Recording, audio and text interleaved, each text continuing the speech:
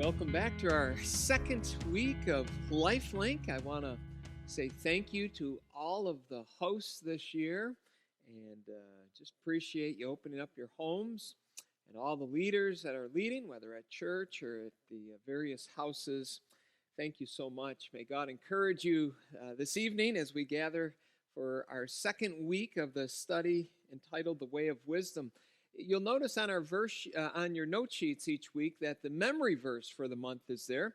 And I'd encourage you to share that memory verse and take opportunity to recite it as a group. Also, be sure to just take prayer requests and praises and spend time praying each night. And that's the heartbeat of LifeLink, is just connect together, enjoy fellowship, enjoy a time in God's Word. But then just coming before the Lord in prayer and just encouraging one another through the Word of God. And so tonight we come to Proverbs chapter 1 and verses 8 and 9, and we see in the beginning of verse 8 the command or the phrase there, my son. This is going to be repeated often throughout the Proverbs. For example, in just this chapter alone, just look at verse 10 and then at verse 15. Both of those verses begin with, my son. Turn to chapter 2 and verse 1. You see the same thing. Chapter 3 and verse 1. You see the same thing. Sometimes you'll see it a little worded differently, my sons or my children. For example, in chapter 4 and verse 1. And then you see in 4:20, my son. And it just goes on from there. And one of the blessings here of this my son, one of the key components of this is it's pointing to the parent-child relationship, specifically here, a father-son relationship. If you go back to Proverbs 1:1, you'll see even this is how the Proverbs begin. It's the Proverbs of Solomon. But then he references his relationship with his father, the son of David, he says. David was his father. Just think for a moment about the father-son relationship, or if you will, we're going to expand it a little bit, the parent-child relationship. I think there's a couple of things which are connected there. One, it's a familial relationship. In other words, it's in the family, it's in the household, it's in the God-ordained institution of the home. But there's also a relationship that is marked by intergenerational. It involves two generations, because there's the older generation, the mom or the dad, and then there's the offspring of that generation, the son or the daughter. And so one of the things that you can take from this as we just look at the importance of my son in this book, which is so filled with wisdom and the way of wisdom, is God designed the home to be the primary place for truth and instruction to be passed on to the next generation.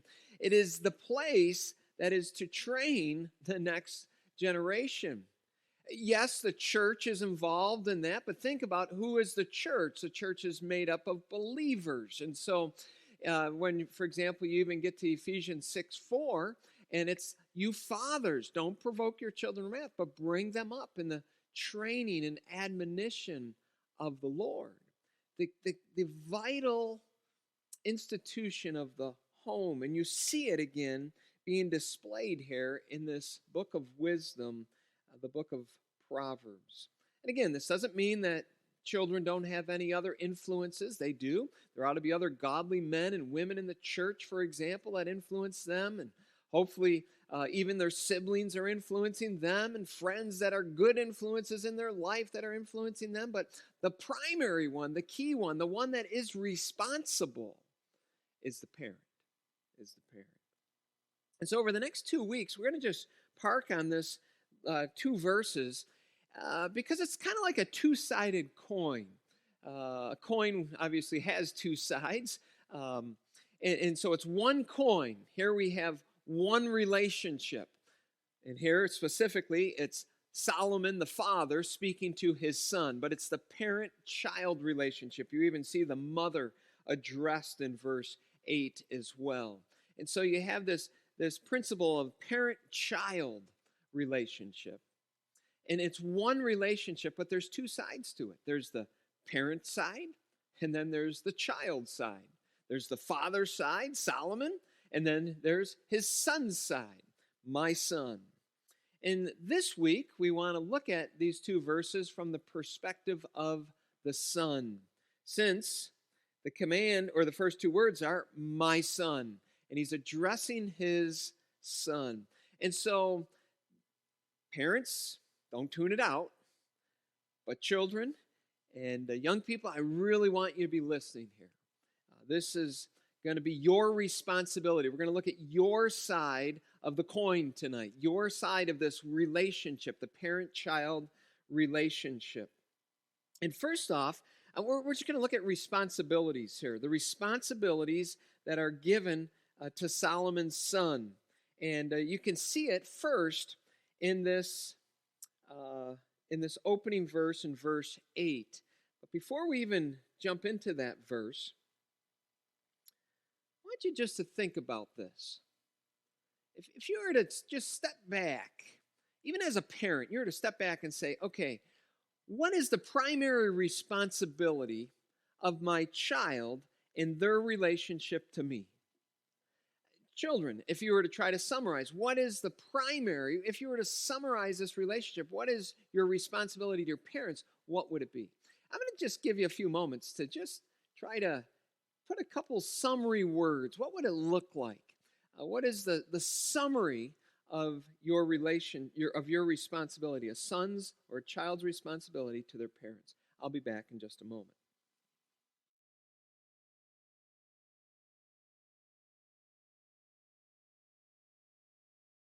If you were to summarize the responsibility of a son here,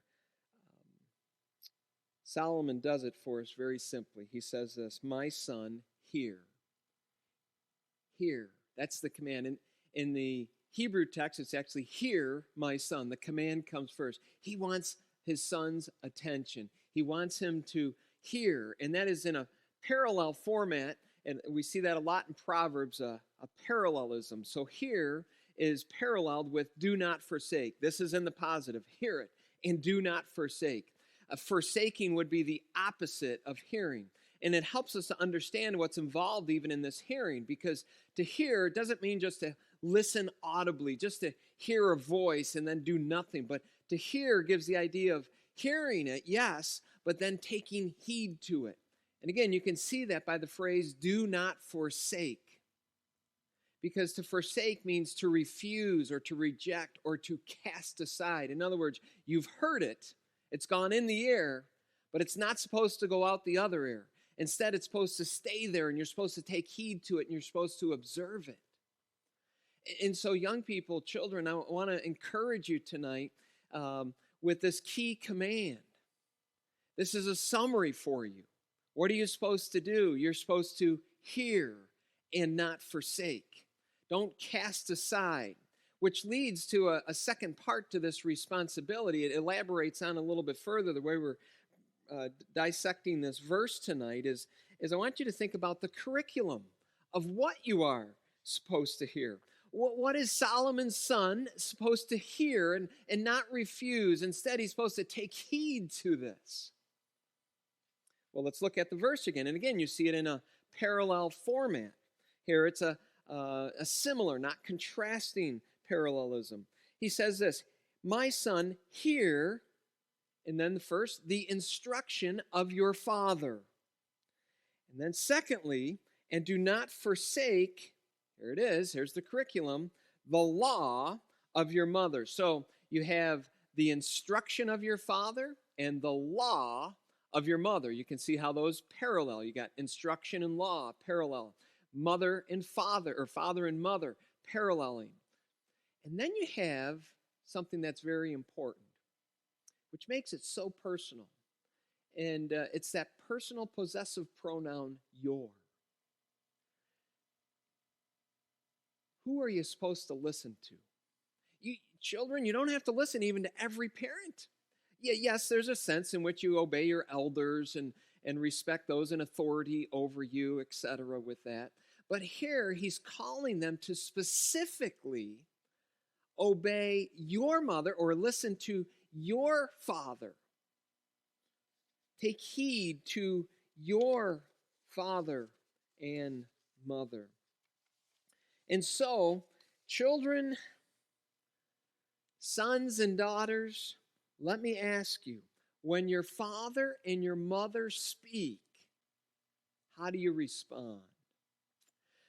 I want you to fast forward to the New Testament for just a moment, because there's a sobering verse in 2 Timothy chapter 3 and verse 2, which really describes the culture of our day.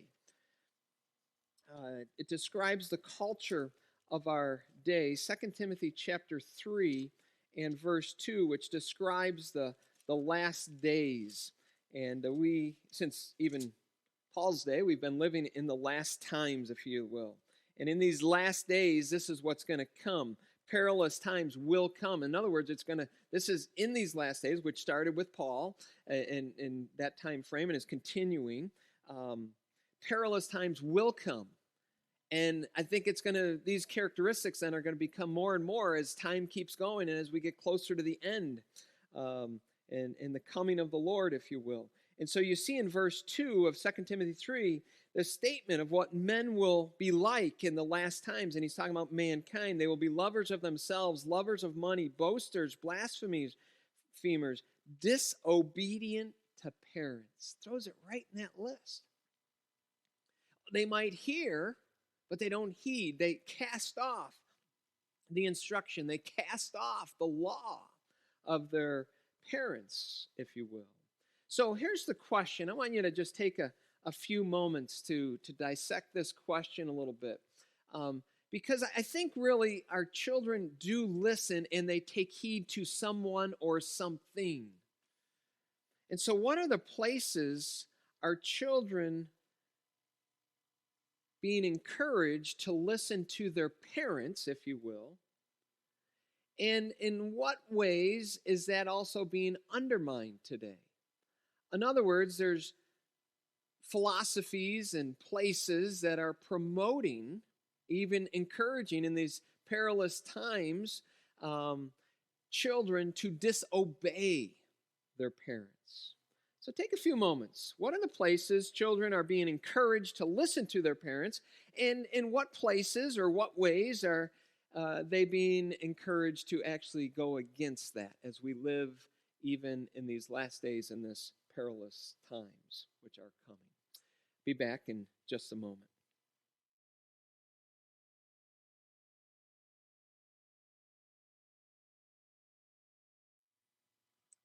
Well, you certainly see lots of ways in which today in our culture, it's amazing, even in our schools, you hear public schools, that is specifically, about parental rights versus what the teachers and the administrators of schools are doing to just make children do whatever they want to do or allow them to do whatever they want to do. We can see this in our society with the erosion of the responsibility of parents and the responsibility of children to be in submission, to listen to them. That's the way of wisdom. It's God's design in this two-sided coin, the role and responsibility of the children. Obey your parents, honor your father and mother, and yet we have some that just say, hey, disregard that. But I want you to think, and young people specifically, there are other curriculums that are being taught you today. You need to know this.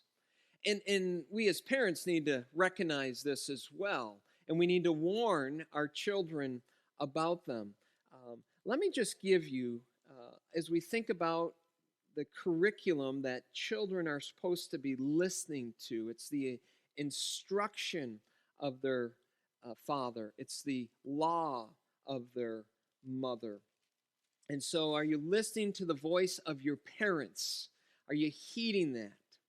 We'll talk about their responsibility next week, the other side of the coin. But for now, children, are you heeding that? Are you hearing that? Are you are you forsaking that?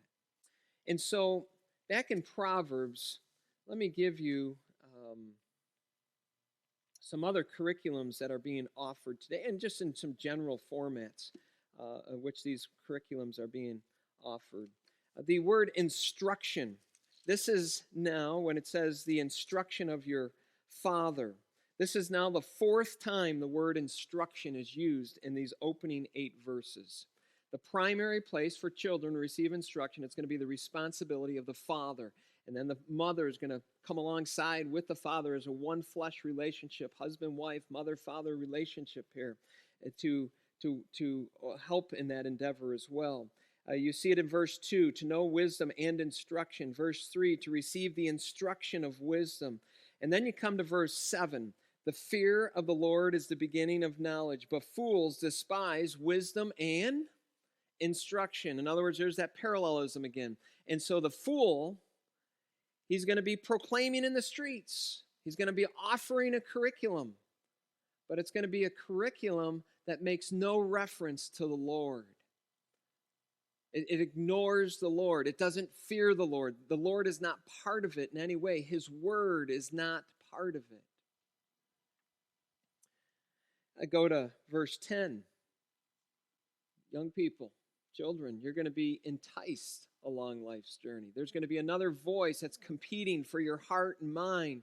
And listen and heed your parents' instructions. Look at verse 10, though. My son, if sinners entice you. In other words, they come along and they want you to do something. The word sinner there is those who miss the mark, those who really are not living according to the law of your mother, if you will. And the word for sinner, those who are missing the mark, they're wanting you to sin instead of heeding the law of God, heeding what his word says. I think of this so much today. There is so much temptation for what we would call today worldliness versus godliness. Living according to your own sinful flesh and your own desires. Even addressing Christians in Ephesians chapter 4, verse 17, the Apostle Paul says, "This I say, therefore, and testify in the Lord, that you should no longer walk as the rest of the Gentiles walk." The unsaved, those that are not right with God through Christ, those that have no regard for the law of God. They don't care about his word or his principles. And so Proverbs is going to address this for us. There's going to be areas and practices that you're going to need to hear your parents teach you about. And it's going to be everything from morals and sexual morality to work ethic, to how we use our words, to how we treat others, to handling money, to gluttony, to wine, being a mocker, and strong drink raging, and the list goes on and on. Proverbs is going to cover every area of our life. And this is what needs to be taught by parents to their children. And they give this big principle, and so children, if you're just listening to them, heed that, this curriculum. Know that there's going to be other voices out there that are going to teach you a different view, a false view, because they don't know God. They miss the mark. They're sinners enticing you. Think about the voices today. I was just thinking of words. We have a lot of people have apps on their phone. Messenger. There's lots of messages getting floated back and forth. You think of iPhones. I mean, it's amazing to me, sometimes even around dinner tables, where I've observed, especially when you go out to eat, maybe a family eating together, or at least appears like they might be eating together. Instead of talking to one another, they got their phones out, and they're all going through and searching to see what's next. And that's what they're listening to. That's what they're heeding. Consider a couple of these proverbs. And children, as you consider different voices that are going to be out there, make sure you take time to just focus on what your parents have to say. Heed them. Proverbs chapter 4. We'll just look at a couple of verses here. Proverbs 4, 20 through 24. It's a very interesting little passage. My son, there it is again, give attention to my words, incline your ears to my sayings. That sounds familiar. Do not let them depart from your eyes. Keep them in the midst of your heart. And he's giving them specific instruction here about morality. For they are life to those who find them and health to all their flesh. Keep your heart with all diligence. In other words, guard it. Guard what I'm telling you. Guard the law, the instruction that I as a parent am giving to you. And then look at verse 24. Put away from you a deceitful mouth and put perverse lips far from you. In other words, there's going to be, that yes, as a son or a daughter here, Solomon's son, don't speak perversely or don't have a lying mouth, but he's also saying there's going to be other people that are going to tell you a different way. They're going to tell you a deceitful message. They're not going to give you God's word. Don't heed that. Don't heed that. It's one of those voices that's out there today. Proverbs chapter 10 and verse 19 gives a similar thought, even as you consider our information world and so many people even being attached perhaps to iPhones and other electronic devices. In the multitude of words, sin is not lacking. Well, that's a great one for us to think about today. So, young people, there's a lot of messages going around out there. And the more words, the more likely there is for sin. And so remember, who are you responsible to listen to? Heed the instruction of your father.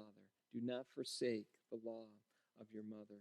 One more group to just consider about voices, I think specifically for young people. So often today, you hear this: the primary influence in my child's life is their friends. Now, I pray that my children have good friends. I pray that those friends will be of all ages. But Proverbs is going to warn us about the danger of having specifically the wrong friends and having friends that are limited to just your peer group. For example, Proverbs 22, 24 through 25 says, make no friendship with an angry man, and with a furious man, don't go. If you choose the wrong friend, you're going to learn his ways, and it'll be a snare to your soul. But look at also in Proverbs 13:20. It says this: he who walks with wise men will be wise. And throughout Proverbs, in the companion of fools, will be destroyed. And within Proverbs, you'll see oftentimes that there's a wisdom associated with those who have experienced life and are living in a way which is godly. In other words, they have a maturity about them. They're older. And you can see that in places like Proverbs 16 and verse 31, because old age doesn't guarantee that you're wise. But even in the introduction, a wise man will hear and gain learning, where it's a youth that starts off as simple. And so Proverbs 16:31 says it this way: the silver-haired head is a crown of glory. This is referring to those who are older, but it needs to be found in the way of righteousness. Proverbs 20 and verse 29 says something very similar. The glory of young men is their strength. Nothing wrong with being young and having strength, but the splendor of old men is their gray head, which is a symbol of the wisdom and maturity that ought to come with that. And so again, you see the same thing even back in the introduction in Proverbs 1:4. You got the young man. Well, he's going to gain knowledge, but he doesn't have it yet because he hasn't lived long enough. He hasn't experienced. Yes, he has God's word just like the old man does, but even at that, he hasn't had the time to understand it as much as perhaps those of us who are older would have understood it. If you can think about it from a parent-child perspective, a parent has lived longer than their children. Hopefully, we have a degree of maturity. We've been found in the way of righteousness. And so I want to encourage you, watch out, young people, for just having a limited peer group, especially foolish friends. Warn you about that. But it's not wrong to have friends your own age, but don't limit yourself to that. And here in the beginning of Proverbs, it's telling you, make sure you're listening to a generation that's one generation ahead of you, your father and your mother. And so in this responsibility, there's a command, there's curriculum, and with that curriculum, do you seek their counsel, parents' counsel, and heed it? Or do you forsake it and replace it with something else? That's from the son's side of the coin, the heart of what this passage is teaching. And then finally, just want you to see the blessing that goes with this. He wants to encourage his son. And he basically speaks about a crown, or if you will, a consequence. Why? Why do this? Why just listen to your parents? Why take heed to the instruction of your father and the law of your mother? Well, verse 9 explains it. For they will be a graceful ornament on your head, literally an ornament of grace, and chains about your neck. Now, at first, that kind of sounds bad, but it's a poetic way of saying you're going to have some marks of distinction that are going to be a blessing in your life. Specifically, it says in verse 9, an ornament of grace or a wreath of grace. Let's just think about grace for just a moment, because that's really the key word in this passage. And grace is found throughout the book of Proverbs. And it's used in the sense of graceful or beautiful or favorable. It gives the idea of blessing, beauty, and favor. Your life will be distinctly marked by beauty, by favor, and blessing. For example, let me show you this word grace, which is the Hebrew word hana, or hen, H-A-N, and the radical consonants H and N form Hannah, which we get, which is the English name, which means grace. Proverbs 3 and verse 4, you see it used this way. And even in verse 3, you'll see, let not mercy and truth forsake you. Bind them around your neck. Write them on your heart. Make these distinctions of your life. And so, here's the result. Here's the consequence. And so, find favor. There's the word grace. And high esteem where? In the sight of God and men. In other words, when you listen to your parents, there's grace. And you're finding that in the sight of God. God looks down and says, that's beautiful. You're going to find his favor upon your life. Proverbs 3 in verse 34 shows you what this grace is contrasted with. Surely he scorns the scornful, but gives grace, favor to the humble. So instead of, we want God's grace, we don't want his scorning. We don't want the scorning of man either. We want his favor. Proverbs 13 and verse 15, this grace is contrasted with a hard life.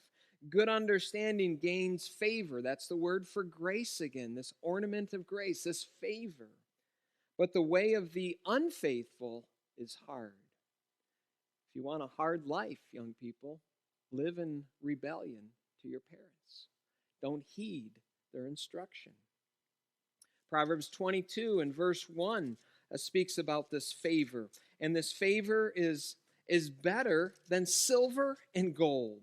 A good name is to be chosen rather than great riches. Loving favor, there's the word favor, rather than silver and gold. This beauty in the sight of God and in the sight of man. It's the blessed way to live. It's living in accordance with the way of wisdom, our Creator, how he designed us to live. And it happens, young people, when you take the responsibility of heeding your parents' voice, listening to the instruction of your father, and not forsaking the law of your mother. Let me conclude with one other verse, which Proverbs puts towards the end.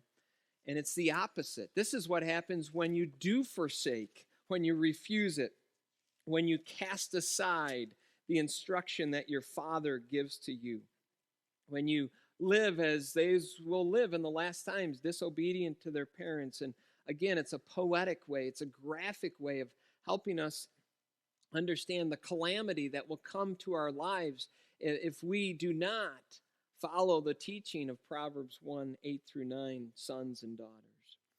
It's Proverbs 30, verse 17. Listen to these words, and I'll close with this and give you an opportunity to chew on this, maybe ask some questions, maybe make some comments as a group, follow up on any of the discussion you've already had tonight. But here's a concluding warning. The eye that mocks his father and scorns obedience to his mother, the ravens of the valley will pick it out, and the young eagles will eat it. Young people, you'd much rather have an ornament of grace on your head and beautiful marks of distinction on your neck. That's what will happen when you listen, heed the command, follow the curriculum of your parents. May God bless you this evening. We'll see you again next week.